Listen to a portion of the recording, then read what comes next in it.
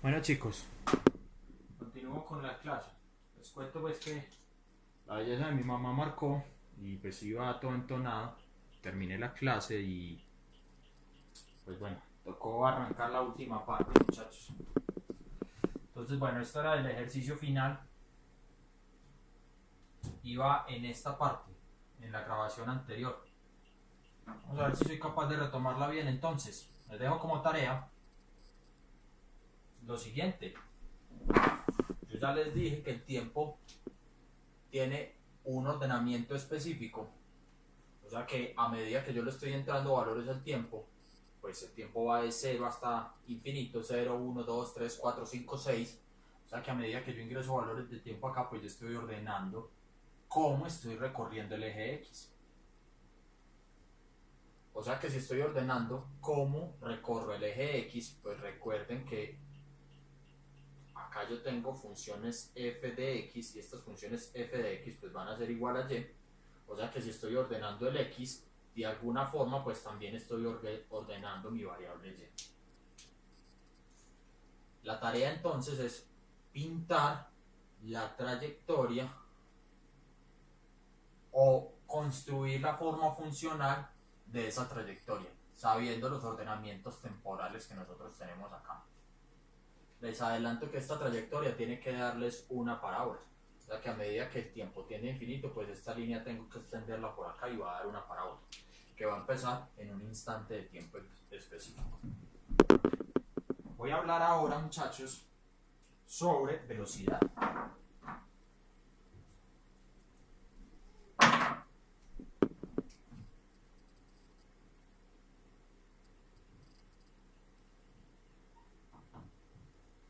La velocidad la vamos a denotar por la letra V y esa cantidad va a tener unidades de longitud sobre tiempo. O sea que, de nuevo, si la trabajo en el sistema internacional, pues va a tener unidades de metros sobre segundo. La velocidad la voy a definir de la siguiente manera. La velocidad la voy a definir como el cambio continuo del vector posición.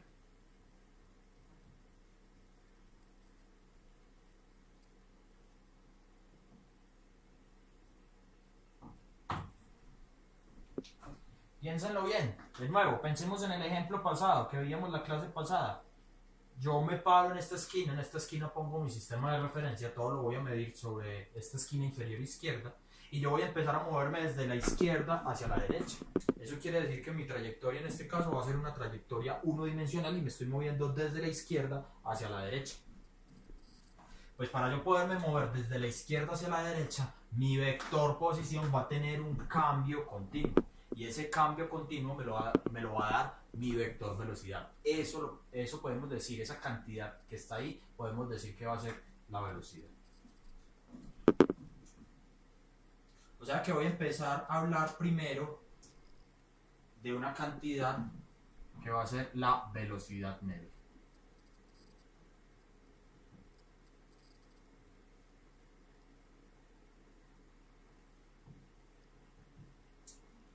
La velocidad media vamos a denotarla por la letra delta de B y la velocidad media pues va a tener unidades también de longitud sobre tiempo o en el sistema internacional de metros sobre segundo. O sea que vamos a hablar la velocidad media en términos de trayectoria para que se vea claro. O sea que yo tengo acá una trayectoria, acá tengo un eje X, acá tengo un eje Y. Voy a pintar una trayectoria sencilla, voy a pintar esta trayectoria y voy a decir que esta trayectoria pues la estoy recorriendo desde la izquierda hacia la derecha. O sea que si yo tengo esta trayectoria, pues finalmente una trayectoria dos dimensional en este ejemplo es porque tengo un instante de tiempo t, un x evaluado en el tiempo y un y evaluado en el tiempo. Y para construir pues esta trayectoria lo único que yo hago es recorrer o rellenar toda esta tabla. Voy a verificar que sí esté grabando, chicos. Bien, vamos bien hasta el momento. O sea que un vector posición cualquiera va a ser un vector posición que salga desde este origen, que es nuestro sistema de referencia inercial, sale desde este origen y viene pues a cualquier punto de la trayectoria. O sea que voy a considerar que este vector posición, este que yo tengo acá, pues va a ser R evaluado en mi tiempo t sub 1. Y voy a imponer la siguiente condición. Voy a decir que mi tiempo t2, un tiempo 2 que voy a considerar posterior, va a ser mayor que este tiempo t1. Eso quiere decir que estoy considerando dos valores distintos de mi tabla. O sea que cuando yo pinte mi vector posición R evaluado en T2, pues voy a tener, por ejemplo, este vector posición que tengo acá abajo. Este va a ser R evaluado en T2. O sea que una vez yo tengo definido pues mi vector posición en dos instantes temporales determinados, pues voy a trazar mi vector desplazamiento. Y mi vector desplazamiento pues va a ser un vector delta de R, en este caso entre el instante de tiempo 2 y el instante de tiempo 1, y va a salir desde la cabecita del vector inicial a la cabecita del vector final.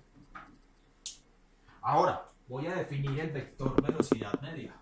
Ese vector velocidad media, delta de B, voy a definirlo, ojo con los tres palitos, como ¿quién? Como mi vector delta de R sobre mi vector delta de T.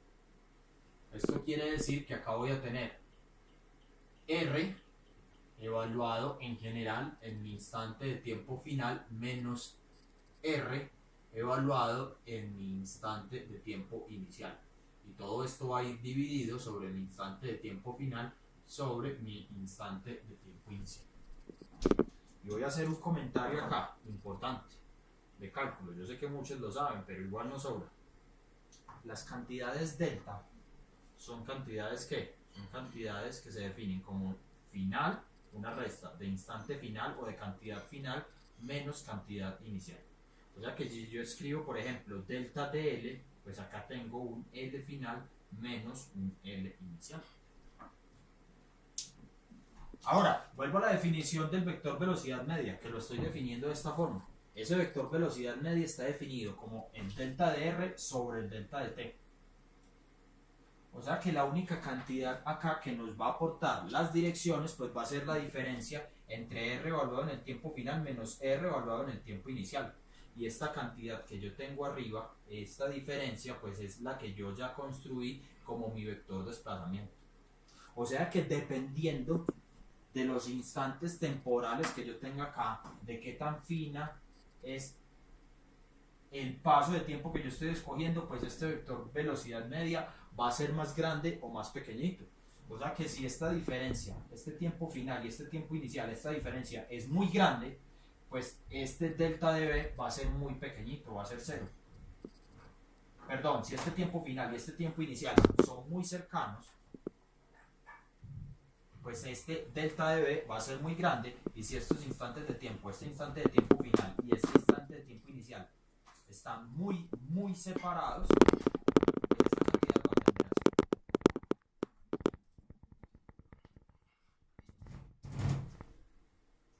Ahora,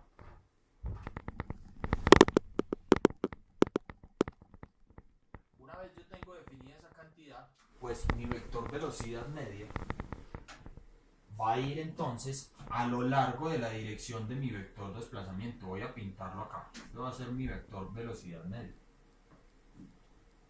Claro, ese vector velocidad media pues va a compartir dirección con mi vector desplazamiento, y como ya lo dije, pues el tamaño va a cambiar dependiendo de la diferencia que yo tenga acá entre este instante de tiempo final y este instante de tiempo inicial. Ahora, una vez tengo claro mi vector desplazamiento, pues voy a proceder a definir mi vector velocidad instantánea.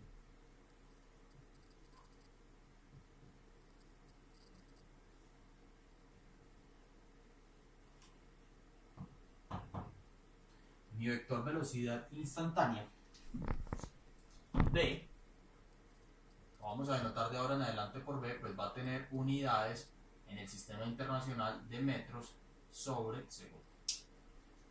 Y vamos a pintarlo de la siguiente manera. Entonces recuerden qué pasa con la diferencia temporal. Si el tiempo final es aproximadamente mi tiempo inicial, pues acá voy a tener una diferencia y esa diferencia va a ser cero. Eso quiere decir que este delta de b pues va a explotar.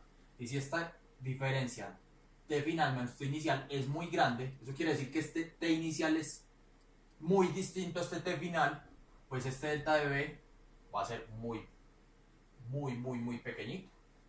O sea que voy a pintar una trayectoria cualquiera. O sea que acá tengo un eje y, un eje x, y voy a pintar esta trayectoria suave que la voy a estar recorriendo desde la izquierda hacia la derecha. Y voy a considerar dos vectores posición específicos. Voy a considerar este vector posición y voy a considerar este otro vector posición. O sea que aquí tengo r evaluado en un tiempo final, llamémoslo así, y r evaluado en un tiempo inicial dentro de la trayectoria. O sea que mi vector desplazamiento pues va a ser un vector que salga desde esta cabecita a esta cabecita, y mi vector velocidad media pues va a ser un vector que va también a lo largo de esa misma dirección. O sea que voy a poner punto y coma acá y se entiende que también a lo largo de esta dirección del vector desplazamiento pues va mi vector velocidad media. Ahora lo interesante acá es qué pasa si ese tiempo final empieza a acercarse a este tiempo inicial. Si este tiempo final empieza a acercarse a este tiempo inicial, pues esos dos vectores posición se van a ir acercando cada vez más.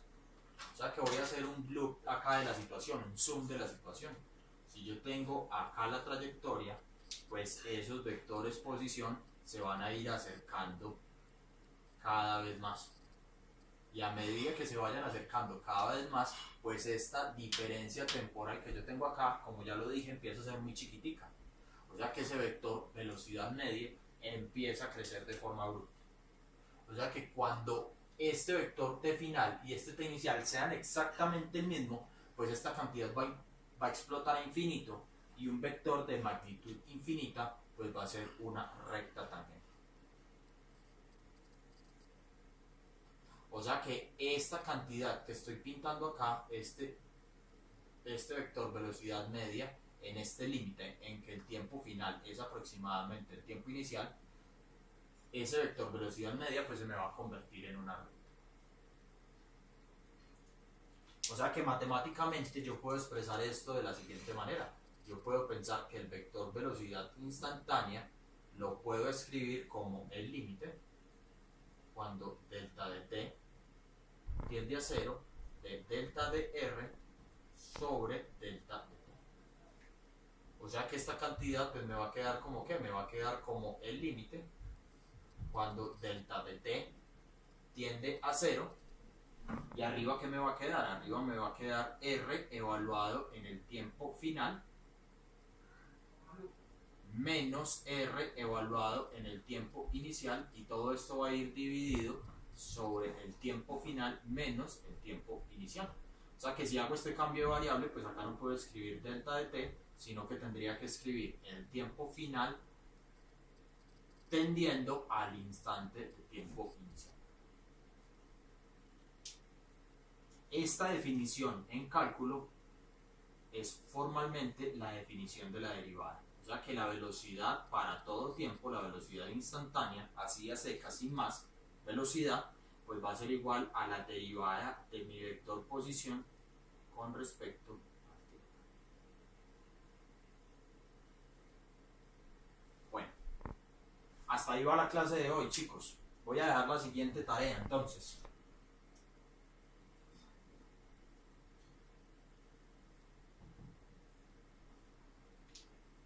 Voy a considerar este vector posición. Es un ejemplo que casi siempre presento, pero ahora lo voy a dejar de tarea, a ver cómo les va. O sea que tengo un vector posición que tiene la siguiente estructura: una constante a por e a la alfa t a lo largo de la dirección i unitaria, más la misma constante a por e a la menos alfa t a lo largo de la dirección j unitaria. Esa es mi trayectoria. Quiero construir a partir de esta trayectoria mi vector velocidad para todo tiempo y determinar ahí pues las unidades de a y las unidades de alfa. Y una vez yo tenga determinadas las unidades de A y de alfa, pues construir bien mi vector velocidad y construir la trayectoria.